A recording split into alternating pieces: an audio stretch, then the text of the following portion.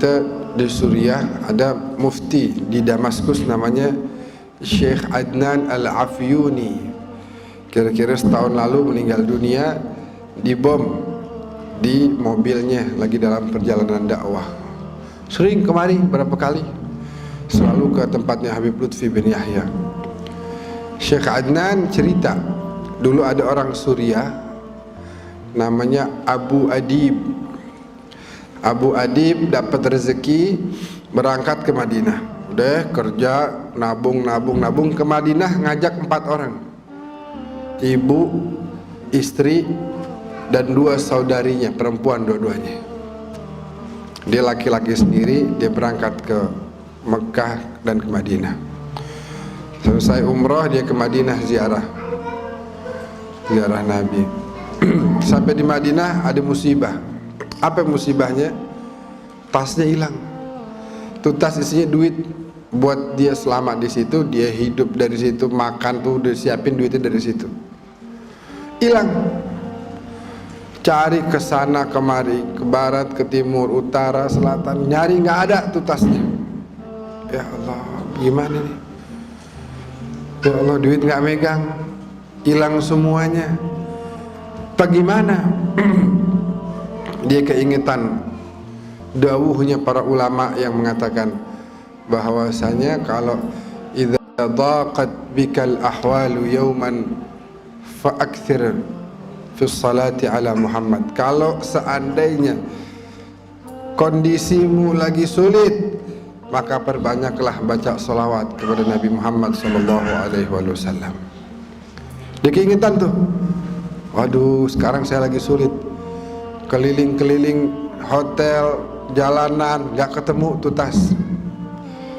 Dia keingetan bahwa kalau dalam kondisi sulit, perbanyak aja baca sholawat. Perbanyak aja baca sholawat. Baca sholawat itu luar biasa, Bu.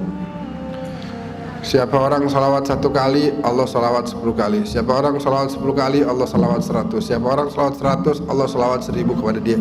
Siapa orang sholawat 1000, hurrima jasaduhu minan nar, maka diharamkan jasadnya masuk ke dalam neraka. Orang sholawat 1 hari 1000 kali bisa istiqamah, maka gampang kok 1000. Dulu kiai-kiai dulu tuh kalau ditanya gimana santri-santri, ini santri pada malas. Kenapa? Masa baca tahlil sehari cuma bisa 5000 kali? Oh dulu gitu dianggap malas tuh. Oh kita 15 kali aja jarang. Ini 5000 rutin tiap hari dibilang malas. Kata siapa tuh di Jawa Tengah ada kiai, wah kalian pada jadi orang bangkrut semuanya, bangkrut. Kenapa? Kata yang lain tanya kenapa? Ini nggak bisa baca tahlil cuma 5000 doang, baca la ilaha illallahnya setiap hari. Malu di hadapan Allah cuma baca 5000. Nah ini sholawat 1000 kali azim, punya pengaruh yang luar biasa. Kalau kita udah dawamkan tuh, kita nggak bakal bisa lewat, nggak bakal bisa kita lepas nih. Seperti hutang nanti. Kalau orang udah banyak sholawat sama Nabi, dia bakal dekat sama Nabi, bakal dikenal sama Nabi, dikenal. Nah, orang ini datang ke Ar-Raudhah Asy-Syarifah, datang ke antara makam Nabi dan mimbarnya. Di situ adalah tempat turunnya wahyu Allah. Di situ adalah kata Nabi sebagai raudhah min riyadil jannah, taman surga yang ada di bumi. Akhirnya tuh orang datang ke situ bacain sholawat dengan niat supaya ini masalah yang dia lagi hadapin bisa dapat jalan keluar. Kesian ibunya, bininya, saudarinya 2. Dia pikir bagaimana, udah dia datang situ dia bacain sholawat aja. Allahumma sholli ala Muhammad wa ali Muhammad. Allahumma sholli ala sayyidina Muhammad wa ali sayyidina Muhammad. Allahumma sholli ala sayyidina Muhammad wa ali sayyidina Muhammad. Begitu. Sehingga karena dia dari tadi tuh nyari ke sono kemari, rupanya capek dia. Lagi baca sholawat sambil nyender begitu. Ini yang cerita Mufti Damaskus nih, Syekh Adnan Al-Afyuni. Sambil dia senderan gitu ya, akhirnya ketiduran dia dalam sedang membaca sholawat. Dalam tidurnya Allah takdirkan dia berjumpa dengan junjungan kita baginda Nabi Muhammad sallallahu alaihi wasallam.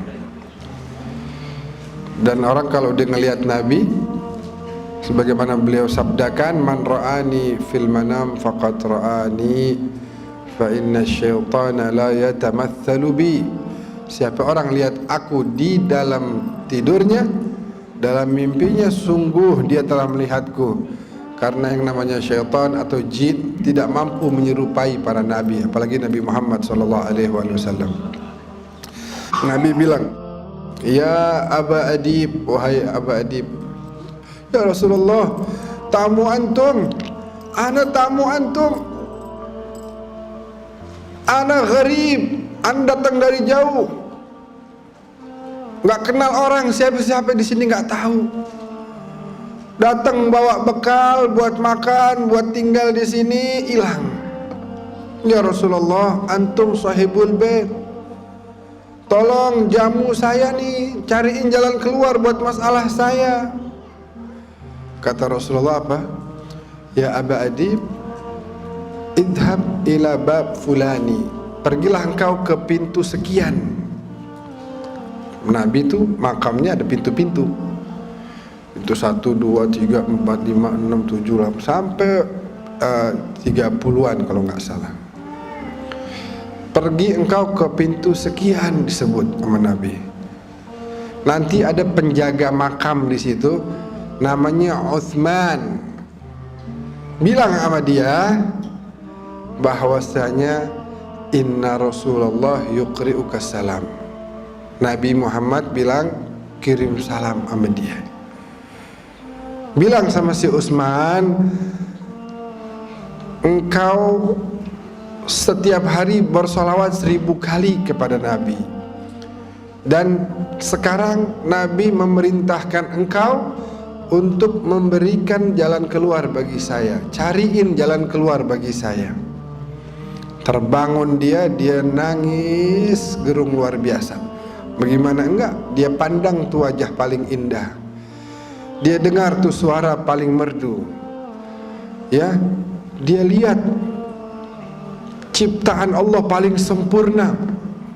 Buru-buru dia salam ke pusara suci Rasulullah, lalu dia cari ke pintu sekian, terus dia bilang, "Afikum Utsman, ada dari kalian nih para penjaga yang namanya Utsman?"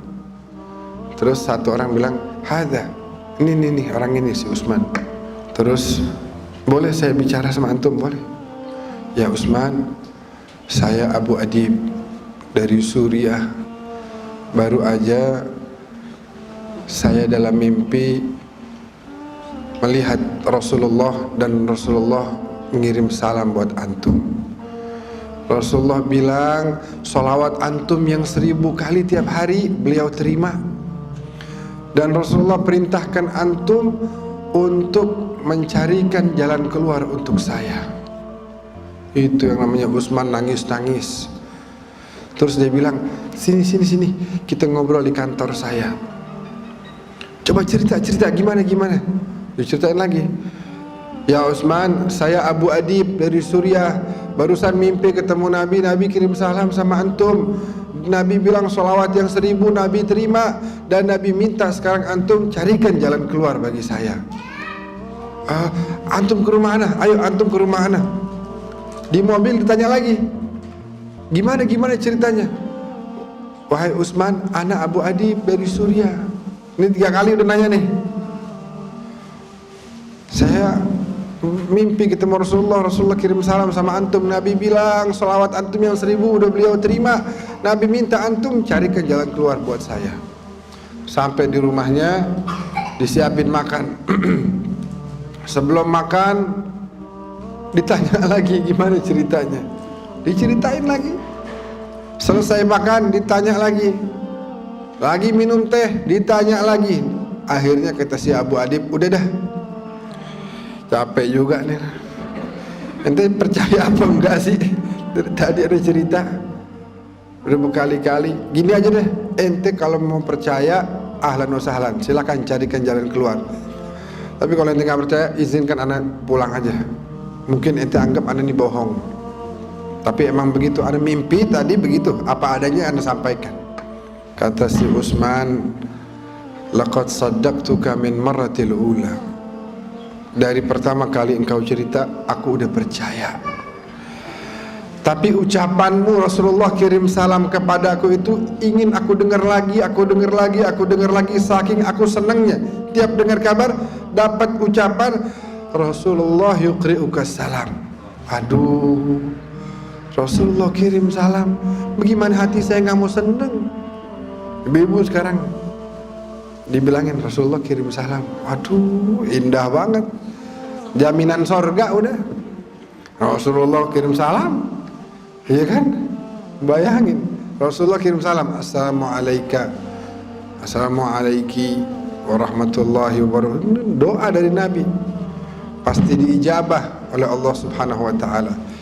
Kata si Utsman, anu udah percaya sama antum dari mulai antum cerita yang pertama kali. Tapi anu pengen dengar lagi, pengen dengar lagi. Tuh indah apa enggak Ibu? Indah kan? Katanya si Utsman akhirnya, sekarang semua keperluanmu aku yang tanggung.